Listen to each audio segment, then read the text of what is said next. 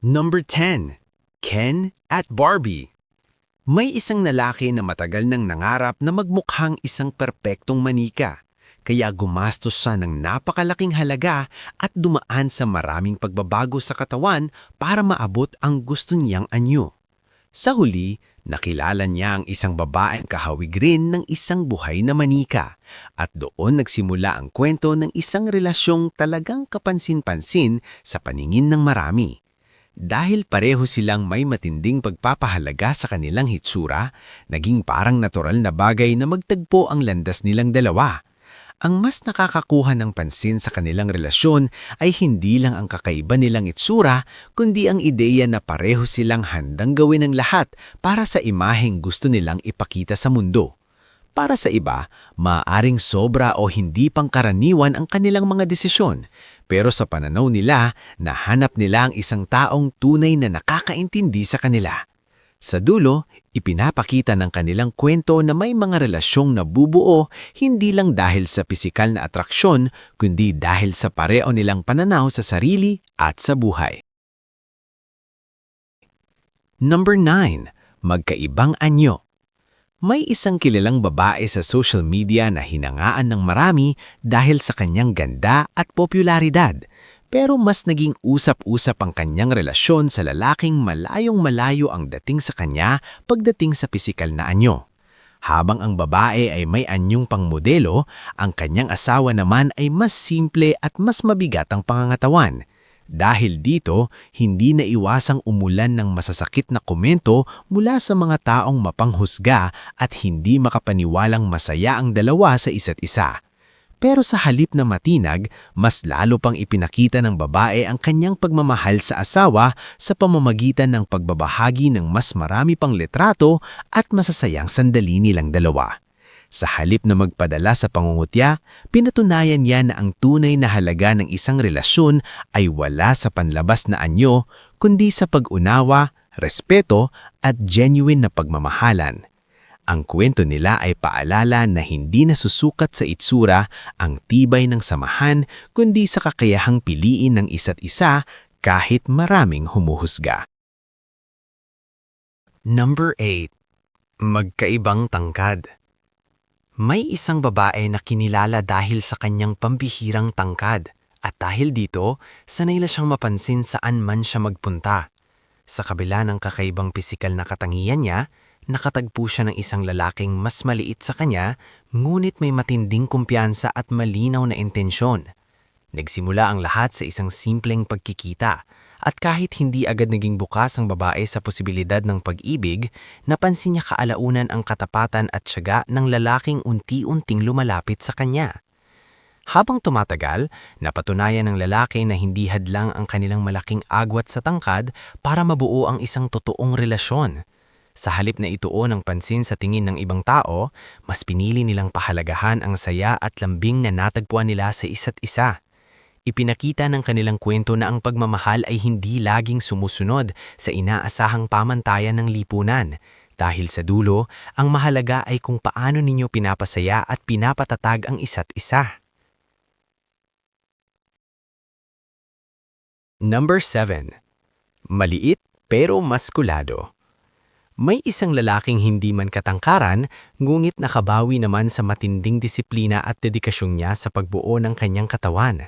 Sa kabila ng kanyang maliit na pangangatawan, naging kapansin-pansin siya dahil sa kanyang lakas, kumpiyansa at kakaibang presensya.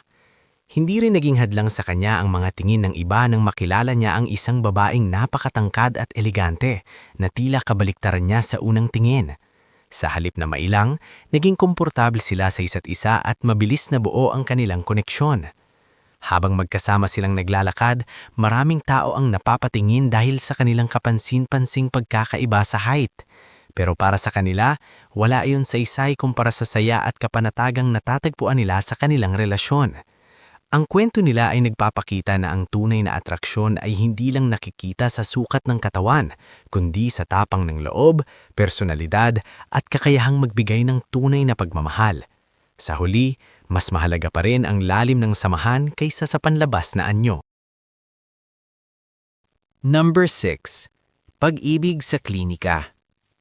May dalawang taong unang nagtagpo sa isang klinika habang kapwa nila hinaharap ang kani-kanilang personal na laban. Pareho silang may dinadalang mabigat na problema pagdating sa pagkain at kalusugan.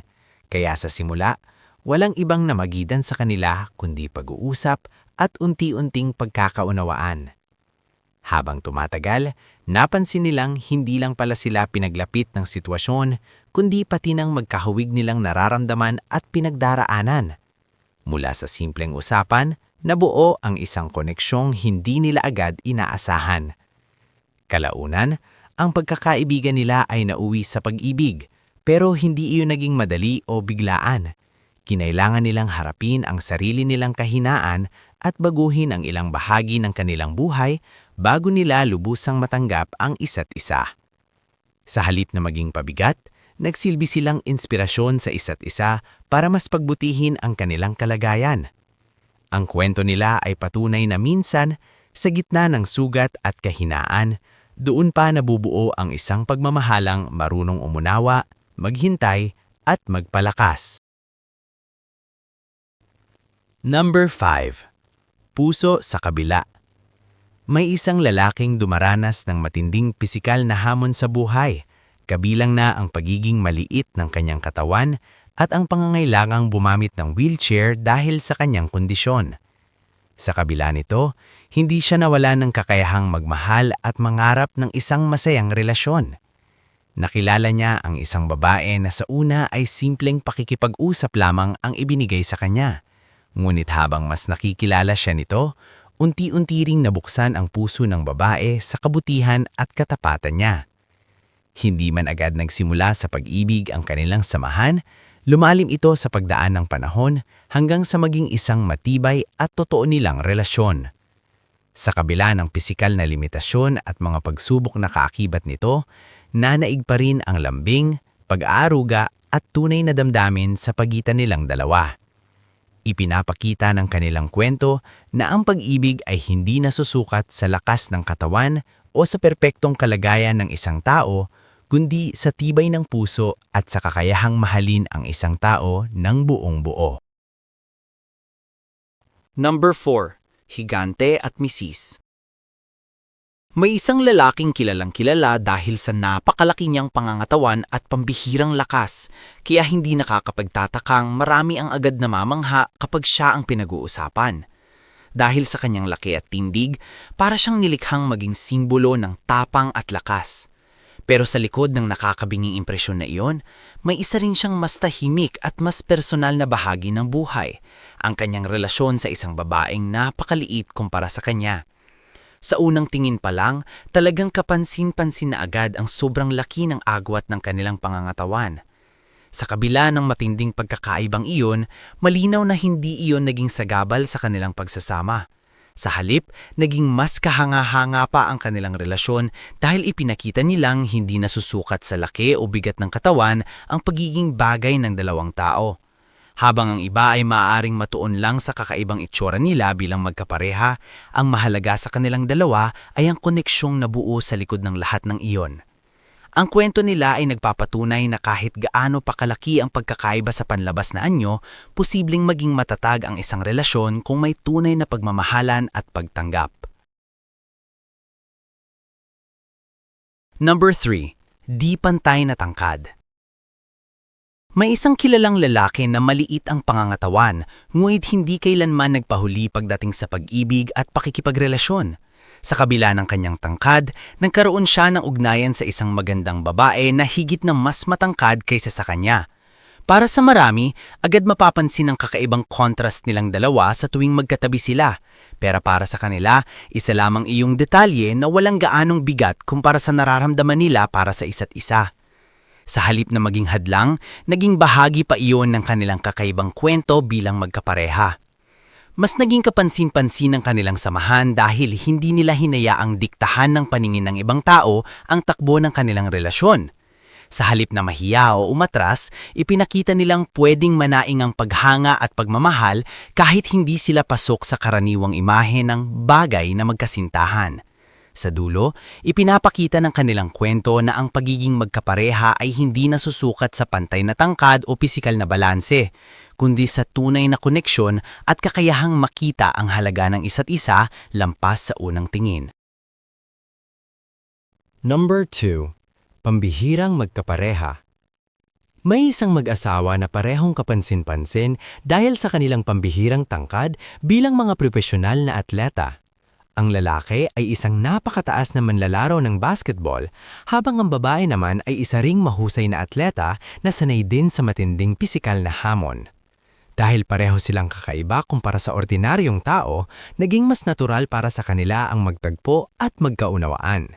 Sa unang pagkikita pa lamang, may nabuo ng espesyal na koneksyon, lalo na dahil bihira silang makatagpo ng taong kayang lubos na makarelate sa kanilang pisikal na katangian at uri ng pamumuhay. Sa pagdaan ng panahon, ang kanilang pagkakapareho sa ilang aspeto ng buhay ang naging pundasyon ng kanilang relasyon. Hindi man detalyado o mahaba ang kwento nila, malinaw na ang pagiging natatangi nila ay hindi naging balakid kundi naging dahilan pa para mas mapalapit sila sa isa't isa. Ipinapakita ng kanilang kwento na minsan ang pinakakaibang katangian ng isang tao ang nagiging tulay para matagpuan niya ang isang taong talagang babagay sa kanya. Sa huli, ang samahan nila ay larawan ng dalawang taong nagtagpo hindi lang dahil sa pagkakataon, kundi dahil tila pareho silang nilikha para magkaintindihan. Number 1. Malaking age gap. May isang dalagang bata pa at puno ng sigla na umibig sa isang lalaking higit na mas matanda sa kanya, at kagad itong naging usap-usapan dahil sa laki ng agwat ng kanilang edad. Sa paningin ng marami, mahirap maintindihan kung paano nabuo ang ganoong klaseng relasyon, lalo na't malayo ang kanilang edad at karanasan sa buhay. Ngunit sa kabila ng lahat ng pagdududa, nagsimula ang kanilang kwento sa isang simpleng pagkikita na humantong sa magaan na usapan hanggang sa unti-unting mabuo ang damdaming hindi nila inaasahan. Mula roon, lumalim ang kanilang pagsasama at napatunayan nilang may mga relasyong hindi madaling ipaliwanag sa panlabas na tingin lamang. Mas naging kapansin-pansin ang kanilang kwento dahil hindi sila natakot harapin ang mga tanong at panghuhusga ng ibang tao. Sa halip, ipinakita nilang posible pa ring maging masaya at buo ang isang relasyon kahit malaki ang pagitan ng edad, basta may malinaw na pag-unawa at totoong pagmamahal. Habang ang marami ay nakatuon sa numero, sila naman ay mas nakatuon sa koneksyon at saya na natatagpuan nila sa isa't isa. Ang kwento nila ay paalala na sa pag-ibig, hindi laging edad ang pinakamabigat na sukatan, kundi ang lalim ng pagsasama at ang kakayahang piliin ang isa't isa araw-araw.